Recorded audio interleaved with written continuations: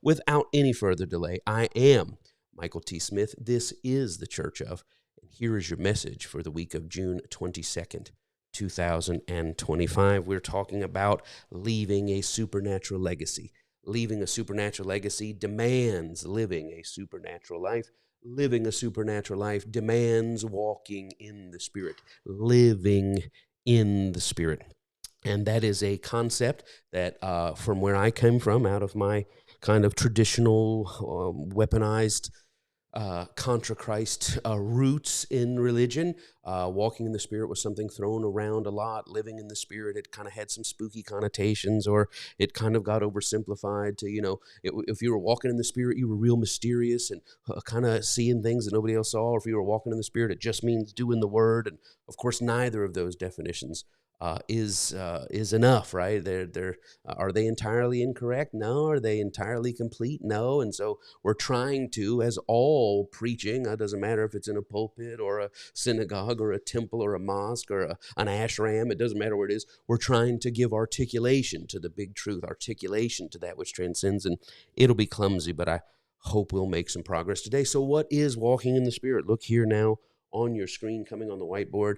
When we walk in the flesh, right, you think of, you're going to walk in the Spirit, you walk in the flesh. What you're walking in is the lower self, or maybe we would say the smaller self, or the small self. The small life, the small self, the small plane, right? That's dimension, or the lower self, the lower life. I don't mean like low life. I mean like the lower plane, the lower sphere of living, walking in the flesh. And what is that? Well, when you walk in the flesh, what that means is that your view of the material world originates and seats entirely in your soul.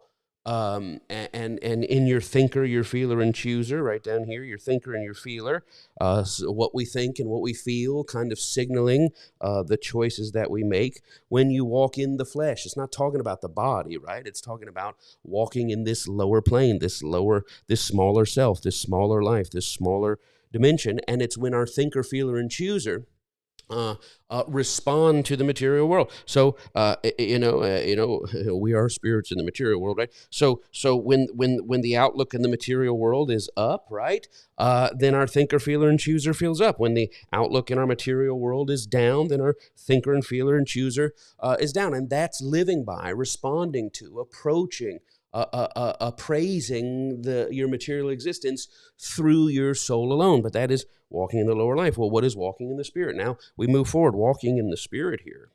And you'll notice I have the lowercase s and the capital S, walking in the Spirit, or in the higher self, right? Or what we might call the big self, or the large self. You could say the biggest and the largest if you want, or the higher self, the higher life, the higher plane. Is when we're still existing in the material world. We still have our thoughts, feelings, and choices about it, but we are not solely estimating the material world from our soul, solely estimating, but our thinker, feeler, and chooser is appraising the material world here on your screens. It's appraising it through our spirit, right? Through our spirit, through our inner life, through our, not what feels and thinks, but what knows, right? The image-seated part of us. And this is what it takes to walk in the Spirit. Supernatural legacy, right? Think of it. Supernatural legacy, have to live a supernatural life. Live a supernatural life requires you to walk in the Spirit. If you're going to walk in the flesh, you're going to interpret all that's happening in life, how you approach, how you respond to everything that happens through your thinker, your feeler, your chooser. But if you're going to walk in the Spirit, what are you going to do? You're going to go beyond that, and your spirit, your knower, right, is going to be the filter between your thinker, feeler, and chooser, and how you approach and respond to the material world. This is what it is. And somebody says, this sounds so complex. It's deeply complex, but also surprisingly simple. And how does it look? This is how it looks now. So you have when what you're dealing with is when you walk in the Spirit on this higher plane, right? Up here, you walk in the Spirit on this higher plane, you're dealing with the material world, and this is happening, right? The material world is what is happening. But when what is happening is viewed through the lens of your spirit and your knower, or you're not just focused on what is happening, you're focusing on the is with. What is that? God is with me, right?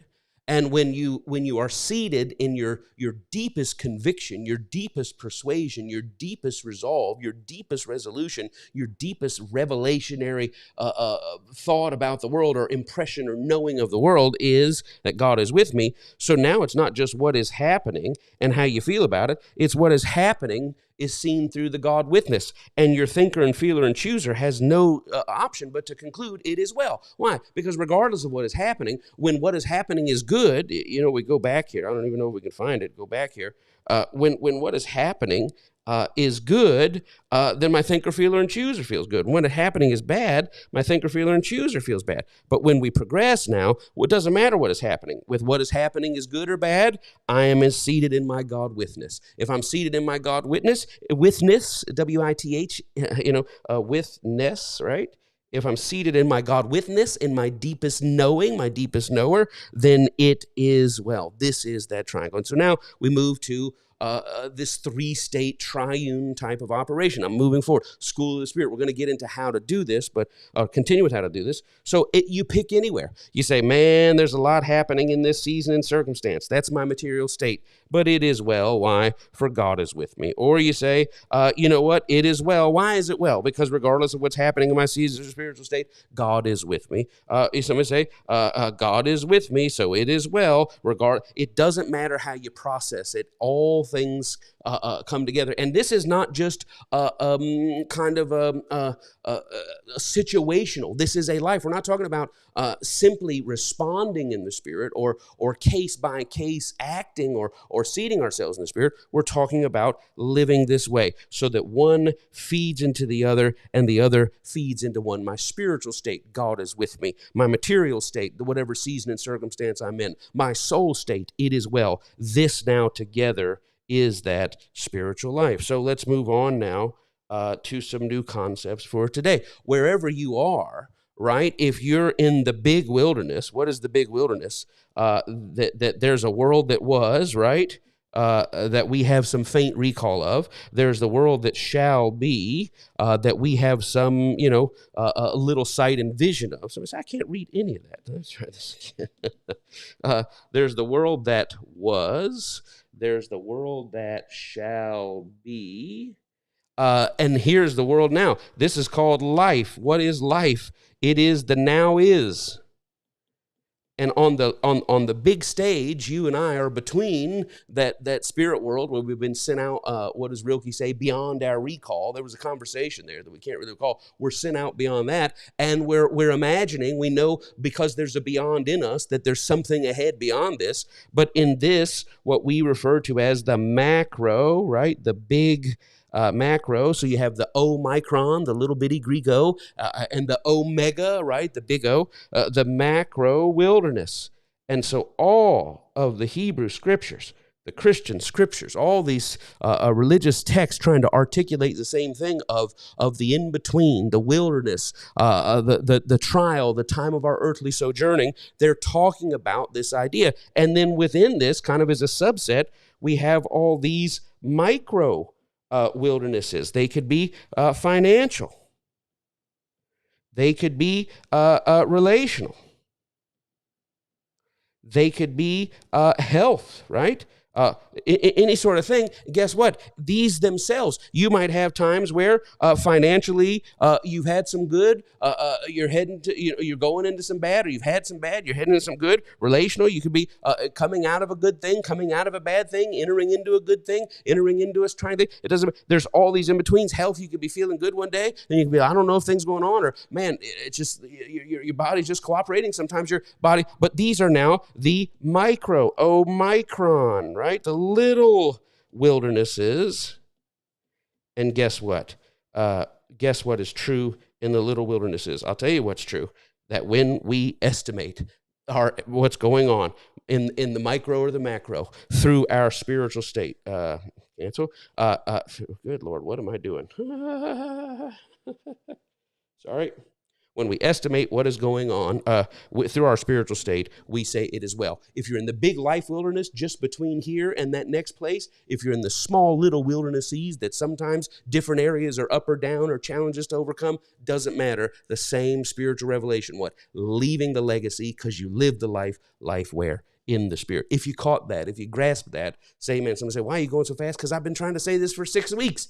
And you got to hear it over and over again. And when you get this, if you just get this page right here, if you just get this, that no matter my season or circumstance, it is well because God is with me. It is well no matter my season or circumstance because God is with me. God is with me no matter my... If you just get that as the track upon the replay in your soul, you are seating yourself now in that spiritual life. Now, let's continue with the elements of what this is. We've gone through several. We're moving on. I don't have time to get back to it. We spent a lot of time in Deuteronomy 8 in the Hebrew Scriptures, and last week we moved into Genesis and the story of Joseph when we ended up talking about the difference between stillness and stuckness. You can get to that next week. So now let's move here. Let's talk about how this living in the Spirit helps us in our big journey or in the small little journeys that we make. And we go with number 10, elements of the spiritual life. Number 10. And this should be coming into your feed now. If you're on YouTube, it'll be coming into the chat, maybe on Facebook. I don't know. We're trying to work that out, but thank you for your patience and forgive me for cursing. Number 10, elements of the spiritual life, of the supernatural life. When you live like this in the Spirit, here it is, it sets the stage for both the reminder of who we are and the realization of who we are destined to be. Man, in your notes, living in the Spirit, walking in the Spirit, keeping your inner knower in as the guide to how your thinker, feeler, and chooser interacts with what is, right? When your God witness sets the tone for what is happening is anchored to God is with. This wellness leads you to this. What? In your notes, it sets the stage for both the reminder of who we are and the realization of who we are destined to be. Walking in the Spirit sets the reminder, sets the stage for as both a reminder, who am I? Well, who am I? And also for a realization, right? A revelation of who I am destined to be. I call this, here in your notes, this concept of persistent and emerging identity. Persistent and emerging identity. When you seat yourself in the Spirit, when you decide there's a lot of ups and downs in life, I've chased the highs and chased the lows.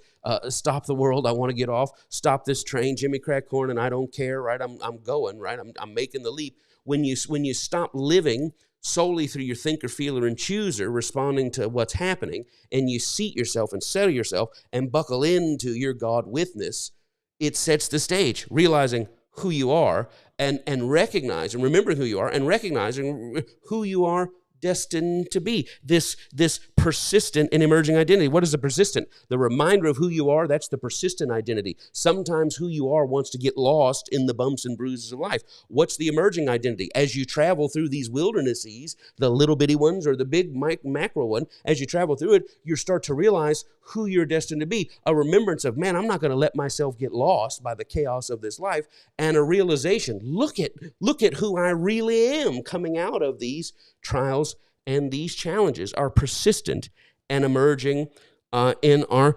identity. Here in your notes, who we truly are never changes.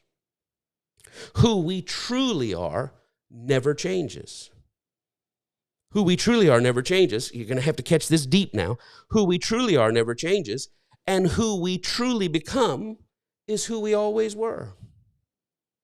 Who we truly are never changes. No, I've changed a lot. And you've worked your way out of chaos, or the chaos has come in and crowded who you are. But who you truly are, the image seated before God start you, the you that was known in your mother's womb, that you never changes. Who we are never truly changes, and who we truly become. You say, oh, I'm a totally different person. No, you think you're a totally different person, but in reality, it's who you always were. Persistent and emerging identity. This is an element of the spiritual life. I'm trying to teach you what it is to live as a spiritual person. I'm trying to teach you how to live on the higher plane.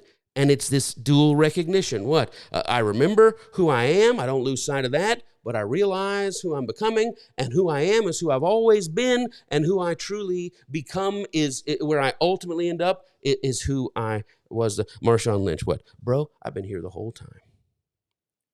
Now, let's get into this. When I talk about who we truly are, what I mean there, and you can have this in your notes, I have a little asterisk in my notes. That first asterisk, it's coming now. Who am I truly? Well, the image seeded you. Image seated. I want you to think of the phrase imago Dei, right? The Latin phrase that in the image of God, that all humans we are image bearing creations. But we're not only image bearing, we are image seated. There is a God seatedness in us, right? And this is alluded to in the Christian scriptures, right? The idea that we are born of love, and that love can be piled on in the chaos of life, but we never lose who we were seeded to be, the seed of the eternal one inside us. So when I talk about who you truly are, in your notes, I'm talking about the image seeded you. I'm talking about that you sent forth beyond your recall. These are in your notes. An image seeded self. That's who you are. The you that's sent out beyond your recall. What do I mean beyond your recall? That think of the Hebrew scriptures. Before you were formed, I knew you, and I called you, even in your mother's womb. Before you even numbered your days. I mean, think of Psalm 138. All these ideas of being wonderfully formed and fashioned. Somebody says, I don't remember any of that, because we've been sent out into this natural world beyond our ability to recall it. There's something back there. There's something of God, some connection to the great truth, some connection to this transcosmic love, right? But we don't really have the details on it. Why? Because we've been sent out with a deep knowing buried in us, but not a conscious recall of it. I was talking to a guy, you don't have to have this in your notes, but I was talking to one of our TCO, I don't even know if you call them members, but somebody who's kind of been on and been part of the journey since the beginning. And he was telling me in the nature religions, right, here in the States, I think it was referring to Lakota, these natural nature indigenous religions, they say that the Great Spirit, right before everybody's born, touches them right here, right, on the cleft of the lip, right, touches them right here, and that's where God touches you and kind of Men in Black ship, beep, it takes away your memory of this place of our origin, and now we enter into this place. We have a faint kind of almost like a deja vu type thing that we know something about what's going on here, but it's not our. And now we learn why do we forget what was, so that we can fully experience this natural and material journey. In your notes, now we continue. It's coming in the feet. What does it mean to walk in the Spirit? It means to keep ourselves, that our spirit and our knowing in between our thinking and our interaction with the material world. But here we go. Even though our true self can be obscured by the small self. Our true self is our large self, our image-seated self, the part of us that's made in the likeness and image of God, the part of us that, think of the Christian scriptures in Romans, the part of us that already has deep knowledge, instinctive, intuitive knowledge, that which can be known of God has already been deposited inside every human being, right? Think of John 1:4 in the Christian scriptures as it talks about the Word, and it talks about the light that lighteth every man, every human that goes into the world. This deep knowledge. Now that true self can be obscured by the small self. It can be clouded, in your notes, by the chaos and cruelty of our journey. So who I truly am, I come into this material world, and now there's chaos, there's cruelty in my journey, and all that tries to cloud and cover.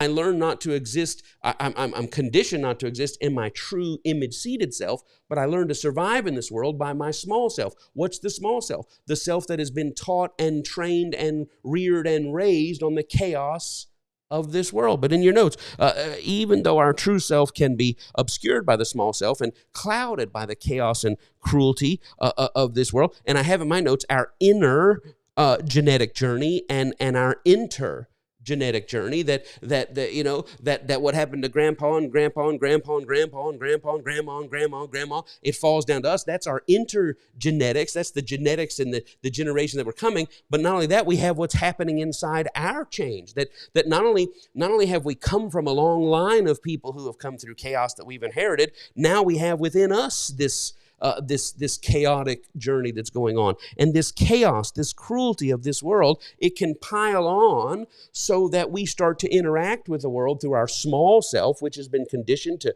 manipulate, to fear, to guilt, to shame, to lust, to exploit. That's our small self. This chaos world trains us to put the small self first, to live in the flesh, live the lower life, that we can certainly live that way, and in that behave in a way, in a manner completely unbecoming to who we are. But that's the small self obscuring. That's the small self clouding. But it can never replace who we truly are in our image-seated self.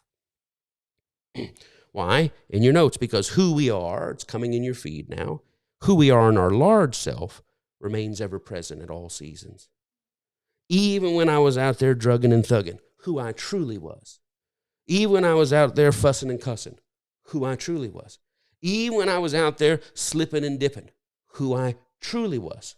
It might have been obscured in my self-abuse years. It might have been obscured in my self and others' exploitation years. It might have been obscured in my engaging in indignity and trying to deprive the dignity from others. It might have been obscured in those years. But guess what? It might have been clouded. It might have been covered. It might have been obscured by the chaos that I'd gone through, the dominoes that fell way before I got here, the dominoes that fell since I was here. It might have been obscured by that. It might have been clouded by that. It might have been covered by that, but it was never lost in that. Who we are in our large selves remains ever present at all seasons, and it is always, at all times, here in your notes, waiting to surge to the surface and to take the lead again and expand our interactions. At all times, people say, I feel I've been born again. We interpret born again to mean, you mean you got on off the bad side and got on the good side? You mean you got off the hell team and got off the heaven team? That's how Christ has been stolen from us. Once Christ who was killed, Jesus of Nazareth, killed for his protestation and his repudiation and renunciation of political religious structures, killed because the people in the political power and the people in the religious powers were stuck together in a dastardly satanic covenant to preserve their power. This teacher, this mystic, this love God taking on human form challenges that and says that's not true religion at all. And rather than expand their mind about what religion was, they chose to kill God instead. You know the story. I don't have to tell it to you. They chose to kill God instead, and then off his name, image, and likeness said, you know what, we ought to just slap his name and his image on our national political false religions and spread that out around the world. But somehow, even in the middle of that, what we know about being born again, we think being born again means I finally got off all the teams of all the nations and all the religions going to hell. You know, I mean, the Muslims are going to hell. The Jews, Muslims are going to hell. Well, I don't even think the Muslims are going to hell. Who's going to hell first? People that don't put their shopping cart back, that you know they're going to hell first. All LGBTQ people that are right on the heels, they're probably riding in the shopping carts. And then we got the Muslims go next, and the Jews go next, and probably the Buddhists and Hindus. Maybe I should move Buddhists and Hindus as, the people that deny God, they're up there in the shopping cart. They're pushing the shopping cart for the LGBTQ people. And then Christians that don't exactly believe what we believe, they're the last ones going to hell, but the only true ones are the only faithful ones. I mean, this is how, the tares of the false doctrines were sown immediately. 2,000 years we've been believing the false doctrines of the tares instead of getting the truth. What is the truth of being born again? Being born again is the day the light of the Spirit clicks on. You're connected with that recall that you've lost, and your large self starts to push through the chaos of that small self, that chaos conditioned small self, and you now start to interact with the world with your image-seated true self out front. And what do? You say, my God, you changed from when you were hooking and booking. My God, you changed from when you were shooting. My God, you changed. No, I haven't changed. I've shaken off the chaos, and what? Now I'm standing. Believe it or not, who you're seeing is not this new person I've become. It's who I always was before the intergenetic, intergenerational, epigenetic, and before it all came down on me. This is who I was in that private conversation. The large self, leading with the Spirit, leading with love, leading with dignity, leading with compassion, leading from a place of wholeness, living from that place. Born again. And it's not just born again once, but over time, as the large self always waiting to surge to the surface, the true self always waiting to lead and expand our interactions in the world. Man. I do not suggest that there is any such thing as anyone living, in your notes here, as a non-trauma informed us. You're always going to have the marks and the scars and the smell of the trauma you've been around. I'm not suggesting that at all. When we talk about original sin, there's really no such thing as original sin. The actual kind of Hebrew idea would be original innocence, right? That there was an original goodness. God saw everything that God made and it was good. And at one point, all of creation was unwounded. But after that woundedness, no one was innocent. No one ever came after that wasn't wounded. And so what? We're wounded, how? In your notes, by the crisscrossing dominoes. Catch this. We're wounded. It's coming fast. Somebody said, what are you doing? I'm swiping the groceries down. Beep, beep, beep. Catch them where you can. If you can put the cold stuff with the cold stuff, great. If you can put the canned stuff with the canned stuff, great. If it's coming too fast and the customer's not looking, slap that bread right under that gallon of iced tea and keep it moving. The crisscrossing dominoes, in your notes, of this randomly personalized destiny. What do you mean crisscrossing dominoes? What happened to grandma? What happened to great-grandma? What happened to this? What happened to you? What happened to your parents? You may not be the firstborn, but you can be the seventh son, and how your parents were one level of chaos when you were born, and by 12 years later, when your sibling was born, they're completely different people. I grew up in the same house with two completely different childhood. Why? Because their dominoes are crisscrossing. Your dominoes are crisscrossing. Who got bumped? Who got scratched? Who got put in this river? Who fell off their canoe? All these crisscrossing dominoes that are happening randomly, but they feel personalized. It's like all that happened to me led me to who I am. Do I give glory to the assault? Do I give glory to the abuse? No, not at all. But the true reality is you got on the other side of that chaos and you say, I guess it made me who I am. It didn't make you who I am, but the whole you is still trauma informed from the journey that you went to, but you're standing not in, I guess this is what made me, you're standing in a place where your large self, your true self, is rising above that traumatic and chaotic journey. Rise above. We're going to rise above. I don't say that none of us are ever going to be complete. I don't even know how that's possible. We're always going to have the scratches in our oak tree, the scratches of our trauma, the scratches of our abuse, the scratches of our heartbreak, the scratches of our betrayal, the scratches of the tragedy, the scratches of the abandonment. They're there. But as our large self takes center stage, as our large self continues to push through the soil of that fortified, embedded fascia, stubborn webbing of our small conditioned self, what happens is that large self comes out and we say, wow, I used to be this person and now I'm this person. No, the now person, the whole person, the dignity person is who you've always been. It's just breaking through that small chaos conditioned self. I intend here in your notes only that the large self metabolizes. Listen to this. Our big self, our spirit self, our high self, right? The large self metabolizes inherent and experiential trauma. The large self metabolizes that trauma in a way that it prevents that trauma from covering the light of the true us under a bushel. I'll say it again. I only intend. I don't say that you're trying to say that I'm never that one day I won't be a victim of sexual abuse. I'm not saying that at all. Are you trying to say that one day I won't have been a child of divorce? I'm not saying that at all. Are you saying that one day I won't have that addictive tendency? I'm not saying that at all. What I'm saying is that when you get to the place of wholeness, you're going to think I'm a completely different person than I was when I was young, and I'm telling you that's not true at all. When you get to the place of wholeness, who you are is the true you has pushed past all the garbage of your youth. Why? Because the large self has the ability to metabolize. It takes that inherent trauma, the stuff that we fell down through the generations. It takes our experiential trauma, the stuff that we've been through, the bumps and the bruises of life. It takes that and it chews it up and it absorbs it and it takes that dung and turns it into fertilizer, and it does so in a way that it prevents the trauma from completely covering what? That the trauma cannot completely cover what? Ourselves under the bushel, so that no one ever sees who we are image seated. No, the large self chews that stuff up, and spits it out on the other side and say, how did you get here, bro? Marshawn say, bruh, I've been here the whole time. The image seated sent out me, the touched. I forgot where I came from, but somewhere in me the truth is there. When that whole us starts interacting with the world sexually, interacting with the world relationally, interacting with the world financially, interacting with the world politically, interacting with the world compassionately, interacting with the world religiously. Somebody said, "Woo, you sure have changed." I don't know if I'd call it a change so much as I could not be defeated and I would not quit. The large self in me kept pushing up, kept pushing up, kept pushing up, kept pushing up. And you know how roots are. Roots will take a 10-ton driveway and just break it. Roots will take a solid cement pipe and just bust right through it. The stubbornness of our large self roots bursting up through that chaos condition trauma. So let's talk about identity.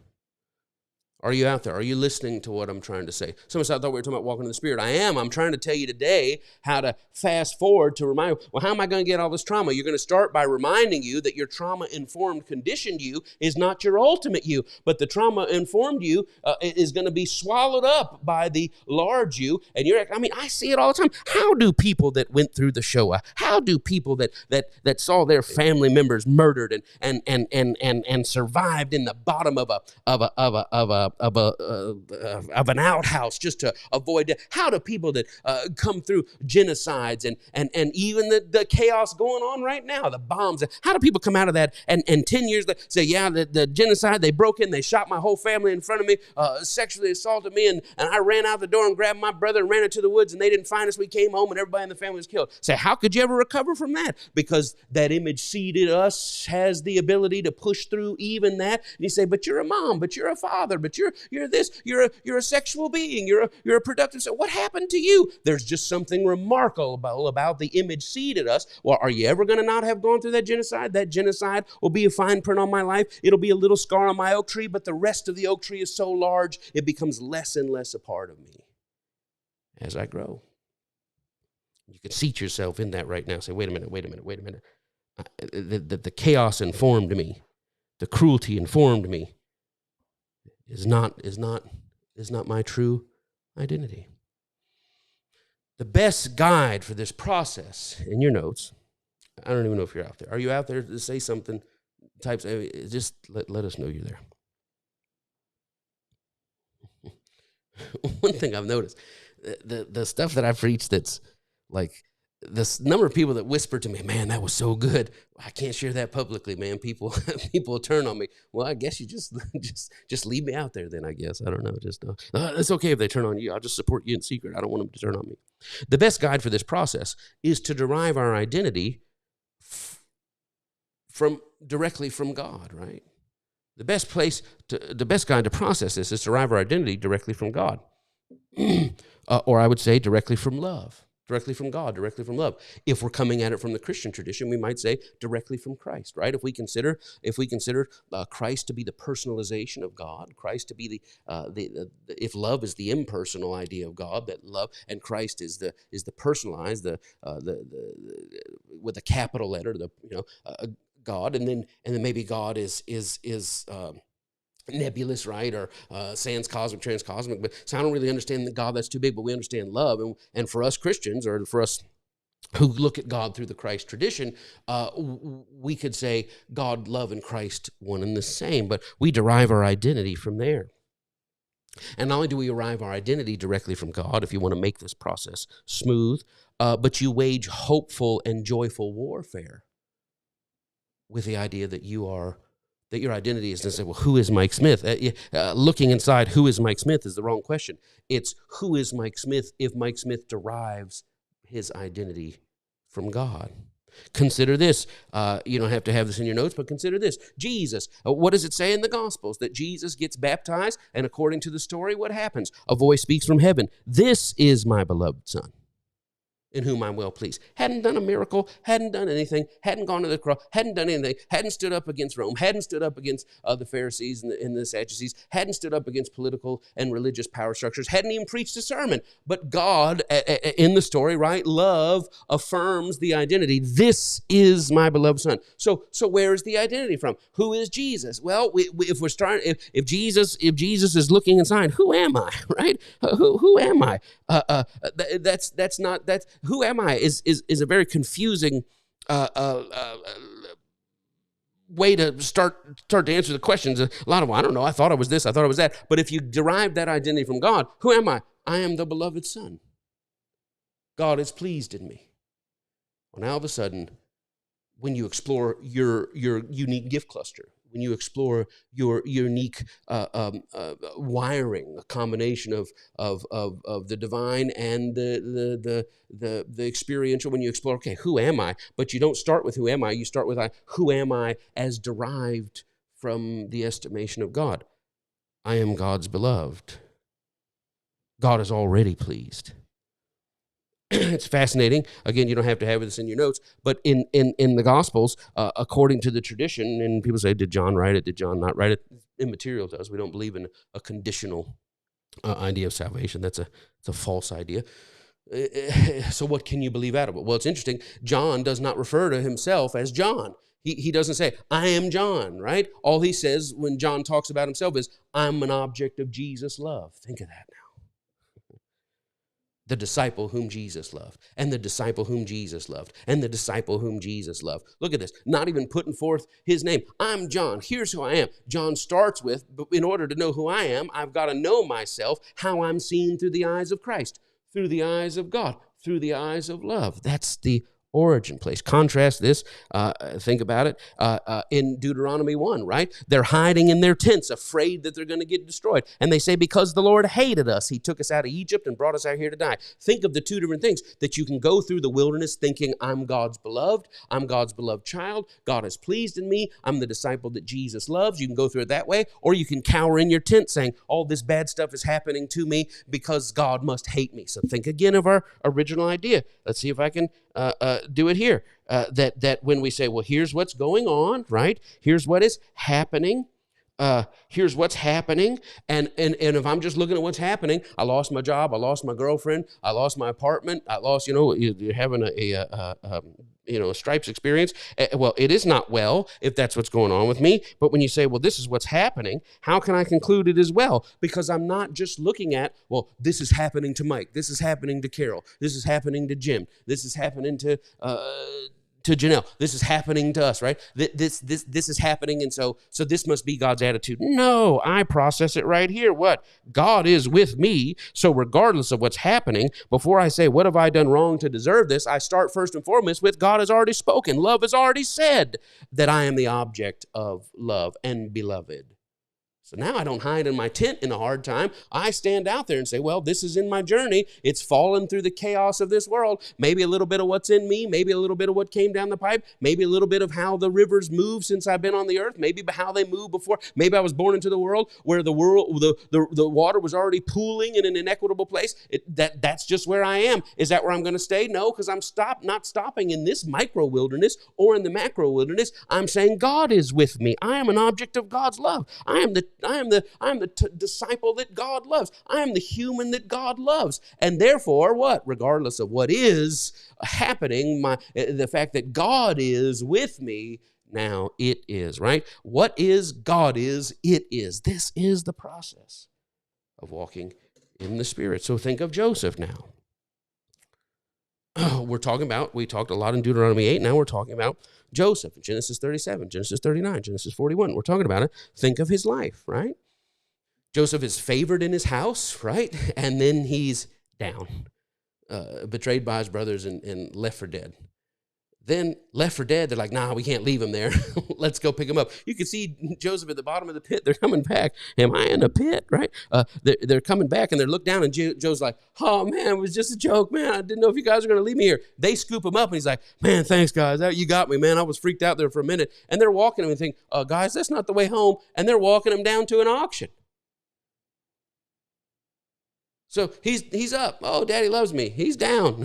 My brothers hate me. He's up. Oh, they're coming to get me out of the pit. Oh, my gosh, they're going to sell me, right? They're going to trap me. He's down. And then he's rising up. He's at the top of Potiphar's house. And then Potiphar's wife has an appetite, right? And he's having a whole graduate, right? It's Dustin Hoffman, right? And so he's, hello, darkness, my old friend. I'm back again. And then, oh, nope, he gets brought out of here, running the prison. And then, think of this up and down. So what is this? Persistent, right? Who he was, the dreams and the visions he had, that's the persistent knowledge of self, but it's going through, and at each time it goes up, there's an emerging understanding of self. When he was in his father's house, he had no capacity to imagine that he would be one day a spiritual father to the most powerful politician on planet Earth. Could not have even imagined those things. But when he got to be, well, I guess this is who I was destined to be. If you track it back through all the ups and downs, it's who he was. Who he was, a remembrance of his true self. Wait a minute, I'm the one that God gave the visions to. I'm the one that God showed that I would rule over the fields and the stars and the sun. And when I heard that, I only understood it in one context. Now that I'm the second most powerful person on planet Earth, controlling all the economies of nations in the middle of a tremendous famine, somebody say, did you ever think you could run a prison? Did you ever think you could be a household manager? Did you ever think you could be the prime minister of the most powerful imperial empire, one of the most powerful empires in history? I didn't know any of that. But well, you've really changed. No, I'm just the version of the old me in the new paradigm that feels destined, but it's really just how the chaos worked its way to bring me to this place. Say, so did you ever see this? I don't know if I ever saw it this way, but I am who I always was. Persistent and emerging. So every time he was down, he had to remind himself of the Lord's witness to him in previous time. What? That I am who I still am. I am who I am in my Father's house. I wake up in the pit. I'm still the beloved son, right? Then I get out of the pit and I'm like, oh, okay, I am who I am. But now I'm down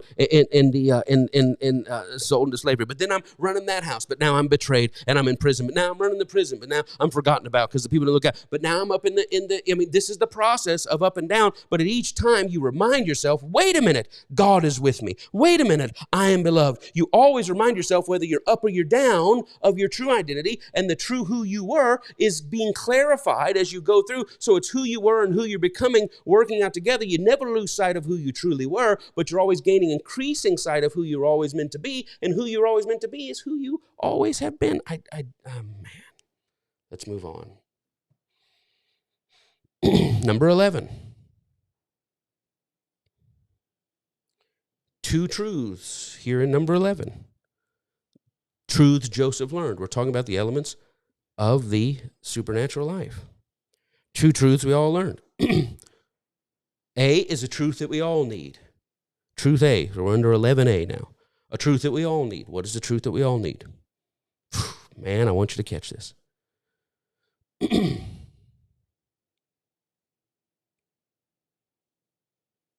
be able to get two things here. A truth that we all need. What's that?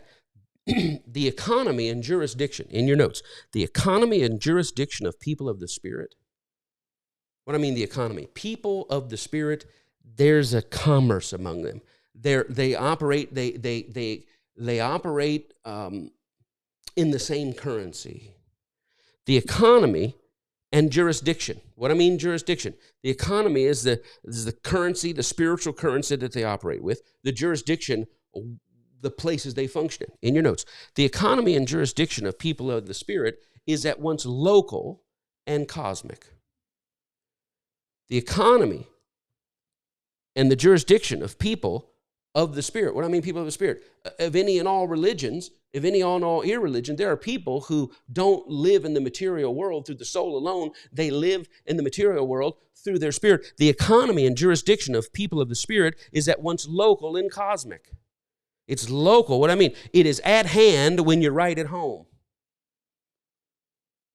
The economy of people of the Spirit, that currency they trade in, the jurisdiction of people of the Spirit is local. It's at hand when you're right at home.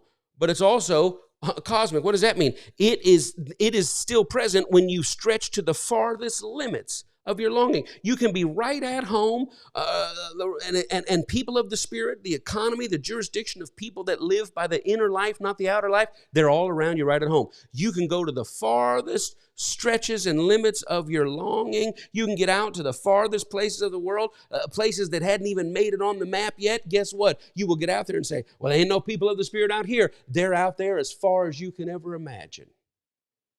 Because the economy of people of the Spirit, people who deal in that spiritual currency and emphasize spiritual weight rather than material weight, they are everywhere in every jurisdiction.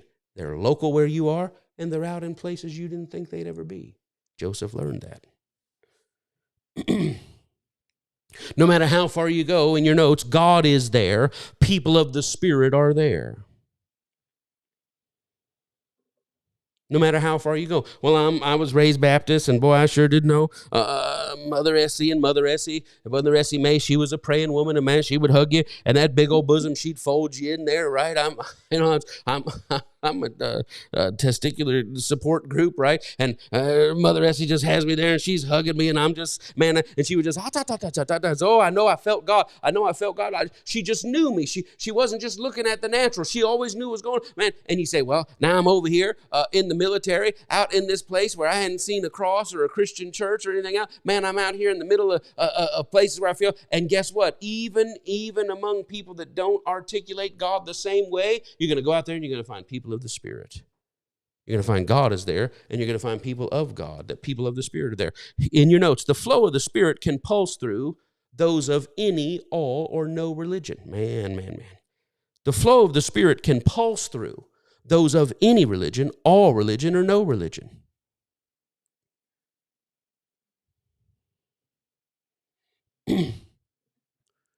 People without any religion at all. You go out there, you say, well, I don't think they believe in God around here at all. You'll find people that still deal in the economy, in the jurisdiction of the Spirit. I've seen it. The flow of the Spirit can pulse through those of any and all no religion. Now watch this. This is going to be tricky here. Same with political, cultural, and natural inclination. Now I know you think no Democrats can have the Spirit in them. I know you think no Repubs can have the Spirit in them. They're definitely not the Libertines, definitely not the Green Party, definitely not the Tories, definitely, now, hold up now, hold up. We know you were talking about the shopping cart people going to hell and the LGBTQ people riding on that. And you talk about, we know who's going to hell. You forgot to mention the people that see politics different than me. We know they're leading the way. They got the shopping cart machine. They're the ones pushing 50 carts at once. No. How can people of the Spirit be in a place of my religion, another religion, or no religion at all? How can people of the Spirit deal in the economy of my political persuasion, another political persuasion, another cultural persuasion? How can that happen? In your notes, for all humans are ultimately of and by the same immaterial material. The flow of the Spirit can pulse through anyone. How can it pulse through anyone? Wherever people are, God is there. Wherever God is and people are, people of the Spirit are there. How can it pulse through everybody? Because all humans are ultimately of and by the same immaterial material. We're all made out of the same spiritual stuff.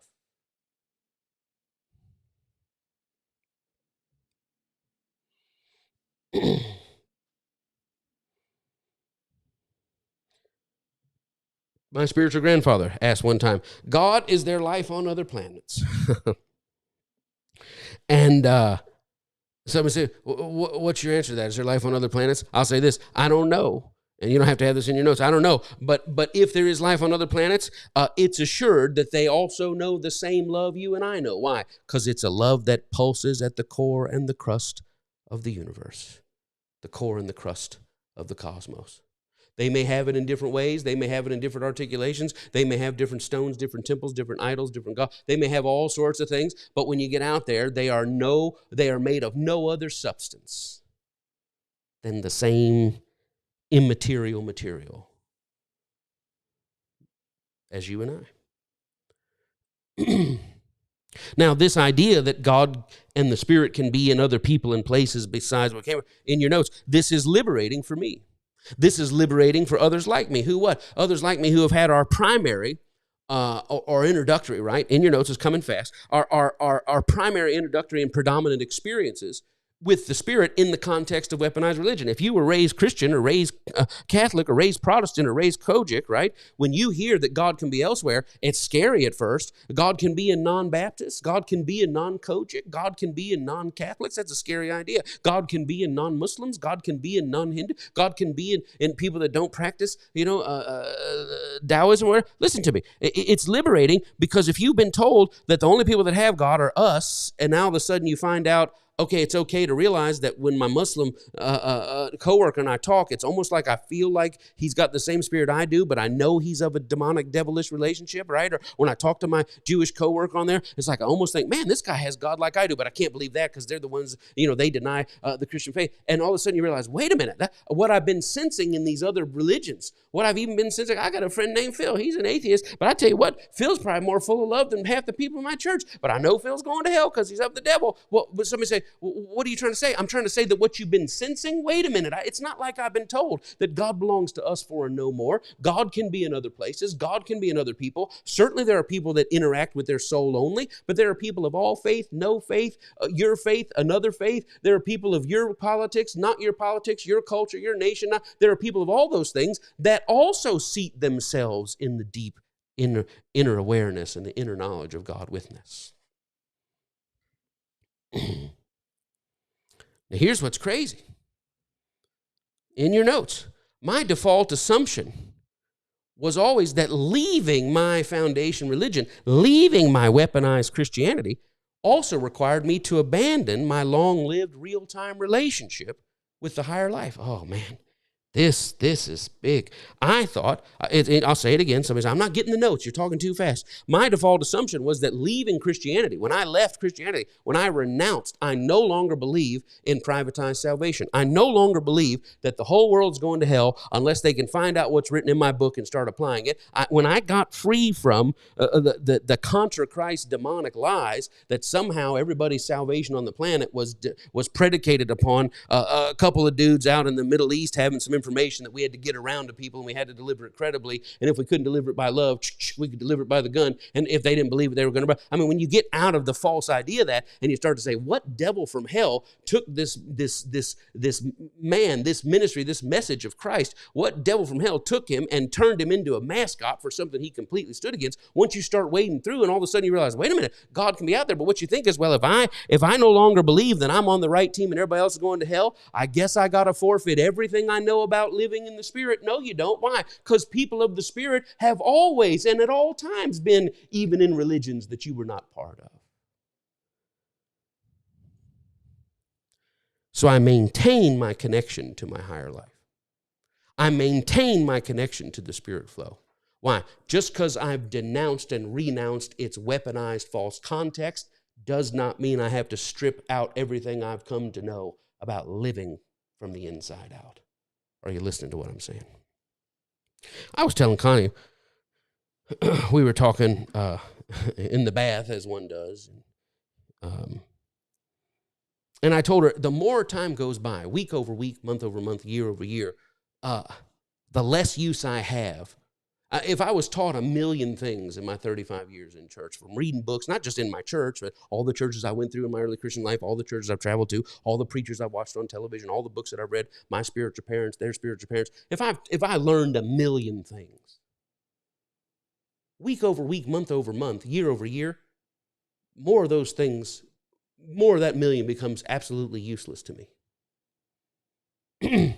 And I mean, there's a long list of things that I think, well, that has no use to me at all. Things that I truly believed at the time, truly lived by, and when I heard them, I marshaled everything about. But what else is happening? That is 100,000 and 200,000 and 500,000 and 800,000 and 900,000 of those million things fall away. There's 100,000 or so that I learned that are perennial truths. Truths about God, truths about the Spirit, truths about living not by the material, but living seated in the Spirit. Those are things, pillars I was given from preachers, from my spiritual parents, things that have made me the man I am, the husband I am, the father I am, the neighbor I am, the citizen I am, things that didn't transform me into the person I am, things that broke through the chaos to reveal who I was, who you are, right? So I'm not throwing out the baby with the bathwater. There may be 900,000 things that I say, I no longer have context or use of that because it was all taught in the context of false religion, but you will not strip away from me what I came to know experientially to be true about God, the great wisdom from the great teachers that I've had. I mean, and that is the truth. Somebody say, well, if there's no heaven and hell, then what use do I have for religion? My God, if you spent 20 years in a thing and you take hell out of it and you say, I got no use for it, then I wonder if you ever had contacted the Spirit at all. Because I can clearly denounce the unjustness of the false doctrine of weaponized religion that I was taught, but I cannot deny the experience that I have with God. And we've talked about this in this series on the supernatural life. We've talked about this, that what you do is you have an experience with God, an experience with love. How do I know whether it was a real experience or not? When you came out of the other side, were you less weaponized or more? When you came out on the other side, are the people God was with fewer, or would you come out of your mystical experience and, my God, more people are going to hell than I ever thought? Or did you come out with it experiencing Christ and go, my God, God is bigger? That's how you judge it. But there was a lot of things that I went through that I say, I see now that was all in a weaponized context. I see now all my weeping over souls, a plane would crash and it'd be all Muslims or all Jews or all Hindus. And I'd say, oh man, not only did they go down in fire, but now they're burning in hell because they practiced their book instead of mine. And oh God, I saw you touch me and you tell me to reach everybody and tell them that. Is that a mystical experience? Yeah. Does it have any weight at all? No, because all it did was shrink the idea of God. It brought an unjust thing because I was conditioned to believe the unjust thing was the truest thing, and I can shed that thing. But my God, over 35 years, there are things that I know that I have experienced, things that you know that you've experienced. The context for those experiences has changed, but we will hold to the reality and the power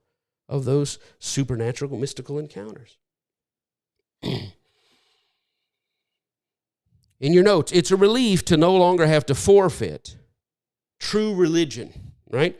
True life. That now I don't have to give up true religion. I don't have to give up real life for the sake of a contra Christ doctrine. I'm so glad that I no longer have to live this false, numbed, dumbed down life that I was taught, this us-them religion. And you already know what I'm saying is true. How do you know what I'm saying, what you're saying is true? Because in your deepest knower, you know there's just no way, as all we watch on TV, live stream, thousands of people being murdered and killed every single day. We watch and we say, well, too bad they weren't my religion. Too bad that household they were praying, they had the book open, they stopped at Malachi, sorry about that. Well, they stopped at the surahs, sorry about that. I guess, sucks to be them, sucks to be those teenagers. Glad my teenagers, if a bomb hit, they had the right God. Sucks to be those Jewish and Muslim teenagers. I guess you already know that's contra Christ. And the moment you shake that off, you're going to be opened up to real life and true life.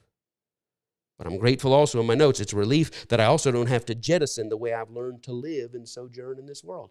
I can still live in the Spirit even if I'm not anchored in the context of a false, weaponized religion anymore. In your notes, we'll go quickly. The Spirit and its flow can never be completely shut off in any person.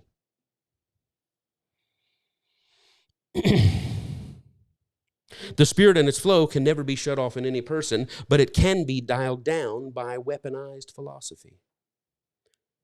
You can't shut off the Spirit, but you can dial it down. Quickly, the Spirit and its flow can never be completely shut off in any person, but it can be dialed down by weaponized philosophy. The deeper any soul drifts into the dark and deceptive us versus them waters, the greater the quenching of the Spirit will be. I'll say it again. The deeper any soul drifts into the dark and deceptive us them waters, I'm Shia, I'm Sunni, you're Shia, I'm Protestant, you're Catholic, I'm Baptist, you're this, I'm Christian, you're Hindu. The deeper I'm Democrat, I'm Republican. The deeper any soul drifts into the dark and deceptive us, them waters. You get caught up in the podcast, you get caught up in the weaponized, you get caught up in the, I'm on the good team, they're on the bad. The deeper you go into that deceptive us, them waters, the greater the quenching of the Spirit will be. You don't have to have this in your notes, but this is the shock and the plot twist in the Good Samaritan story. The Good Samaritan story, Jesus says, there's a Jewish guy, he gets robbed on the way. One of the heads of the Jewish religion walks by him and doesn't help. Another leader in the Jewish religion walks by and doesn't help. Then an outsider, a Samaritan, walks by and says, dude, let me help you. Patches the whole guy up. And they were shocked. What were they shocked about? That the people who walked by the man were of like faith with the man, but they were deceived to think, well, if this bad thing happened to him, he must have done something wrong against God. Why did the priest walk by? You got robbed. What did you do wrong? Why did the Levite walk by? Well, you got wrong. Why, what did you do? You got robbed. What did you do wrong? The Samaritan walked by and said, look, we live in a chaotic world where chaos happens. A person of the Spirit. Think of that. The first two religious people looked, this is what is happening. What did you do to cause what was happening? The other person came and said, I see what is happening, but I will not let what is happening ever let my view of your God witness stop. Let me patch you up and bring you back to life. And they could not believe that somebody out of their religion was the person Jesus chose to teach them how to love. They could not believe that. It was scandalous in your notes. It was scandalous to suggest that a non-us could tap into God for us greater than an us. Man, I'm going to say it again. It was scandalous to suggest that a non-us could tap into God greater for us than an us. It was scandalous to suggest that a non-us, a non-Catholic, a non-Kojic, a non-faith, a non-Muslim, a non-us could tap into God for us greater than an us. But that's what Jesus taught. And I think the more you travel, the more you will find this is true. You'll be surprised. You have it in your notes. I'll just give it to you. I think the more you travel, the more you will find this is true. You'll be surprised by outsiders, right? The more you go through life and you say, man, the economy and the jurisdiction of the Spirit, I thought it was only in my church or only among my... I get out there and I travel the world and I find out I'm down there on the boulevard. Man, I'm down there where they're doing the dirty stuff down there. And I find, man, there are people of the Spirit right out here. And I don't mean the people holding signs saying, Jesus, come and you're going to hell. I mean the people... neck deep in the big muddy out there in contact with God. I mean, that's so powerful to me.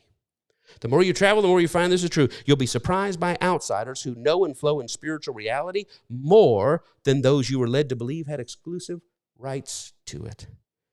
You get out there and you say, well, you're a Muslim, you're an atheist, you're a Democrat, you're a Republican. How are you out here? Because there are a lot of people, if you don't let yourself get weaponized, you can never turn the flow of the Spirit off. Now, if you get weaponized in there, we're the good people and they're the bad people, and you can turn the thing down, but there are all sorts of labels in the world, and those labels don't necessarily limit who is connected to the flow of the Spirit or not.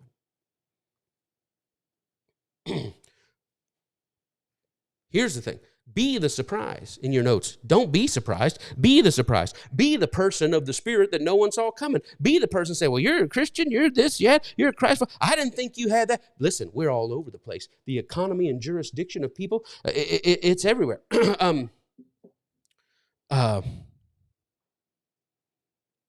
It's everywhere. You should not only exercise being the Spirit everywhere you go.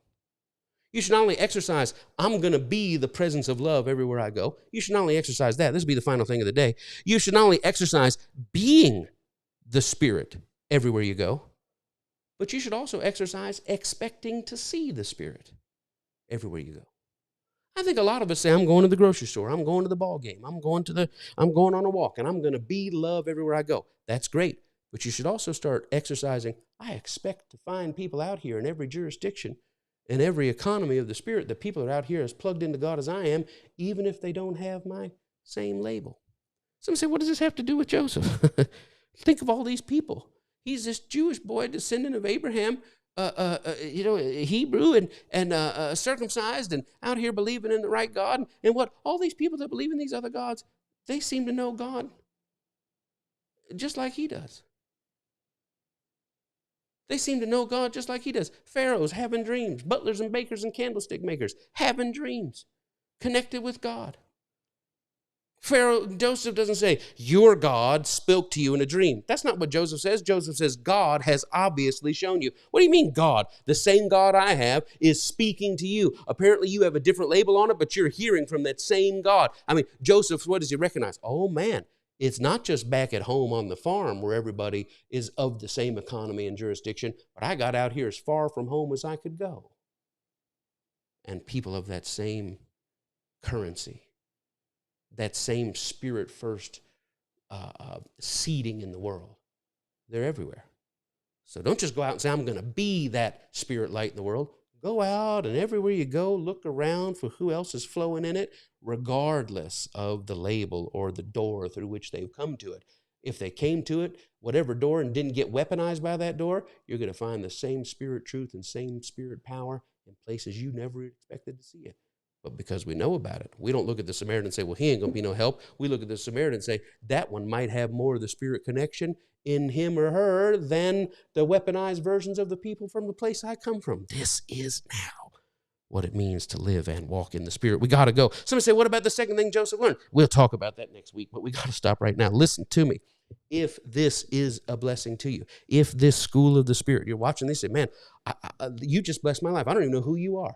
But this, you just blessed me. You just gave me encouragement. You just spoke something to me that helped me so much, because here's what I'm hoping. You say, I've been thinking this stuff, but you're giving articulation. That's all really preaching is. I'm not trying to preach to your religious conditioning. I'm not even trying to preach against your religious conditioning. I'm trying to preach to your spirit knowing what you know to be true. If you watch this and you said, man, you just gave words to my inner journey. You gave words. You gave me a way to think about what's been going on. If we were a blessing, consider being a blessing to us. Consider saying, well, I don't really have much. Just consider saying, hey, thank you. I can't, people are so kind. They write me all the time. I cannot imagine what it must be like to be you. I cannot imagine what it must be like to done all you did for 3 decades and to come out and say, I was wrong. And to go back and try to tell everybody, really, I'm just telling my old self and all the people that used to live like I live. Listen, I was in there. I was a Pharisee of the Pharisees, and I went whole ham on it. Say, yeah, but I mean, people talk about you everywhere. They say you're the devil. They do. Well, don't leave us alone. If you say, man, it must be so tough to be alone. We won't be alone if you join in and say, here, I want to support you. You must feel like everybody's just bailed on you. No, I don't feel like everybody's bailed on me. Why? Because regardless, I look around and I say, well, I guess we're out here. I never interpret it through my season or circumstance. I say, you know what? It doesn't matter if they show us love or not. God is with us. But you could come alongside and you could say, I'm not going to leave you out there feeling like what you're doing doesn't matter, feeling like it's not needed. If we've been a blessing to you, only. If we've been a little bit of blessing, be a little bit of blessing. If we've been a huge blessing, be a huge blessing. And listen, here's what's interesting. Generosity is only defined by the person giving. We'll talk about that later in the Spirit. The receiver doesn't know what's generous. Only the giver knows what's generous. All I can say is, thank you. We receive it with a humble heart. Bless you. I don't know what generosity is behind. The generosity of soul went behind it. Only you do. You could be a multimillionaire and say, I'll give you $10,000. Somebody could be struggling and say, I've got $1.50 left over after all my bills this week. I'm gonna give it. Generosity comes from the giver. We have no idea. But your support, not only does it create value in this interaction, in this exchange, it creates value in our heart. So we thank you for that. But that's not what this church is about. Thank you for blessing us if we've blessed you with teaching that corresponds to your spirit. But we're building a church. And that church is full of people who go out every day and we don't have steeples. Well, thank God for steeples. If you got steeples, that's fine. We don't have building plans, programs, and drives. Well, thank God for that. So, well, how are you going to feed the poor? You're going to go feed the poor.